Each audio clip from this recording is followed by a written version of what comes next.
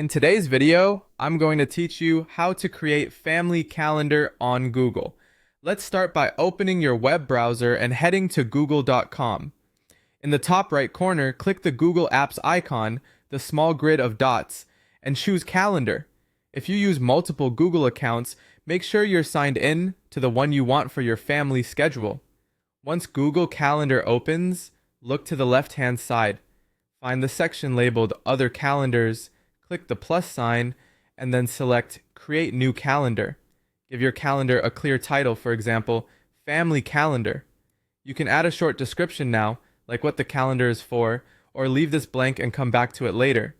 When you're ready, click Create Calendar. After a few seconds, you'll see a confirmation that it was created successfully. This sets up a dedicated space for shared family events, separate from your personal calendar. Now return to the main calendar view. In the left sidebar, under My Calendars, you should see your new family calendar listed. If you don't spot it right away, scroll through the list and make sure its colored box is checked so it's visible on the grid. Let's add your first event. Click Create at the top left, then choose Event. Type a title such as Reunion 2025 so everyone immediately understands what it is. Pick the date that fits your plans and set the start and end times. To include your family, add guests by typing their email addresses into the guest field. You can also add the location so everyone knows exactly where to go. As you type, Google will suggest places, which helps with directions. Before you save, make sure the event is going to the right calendar.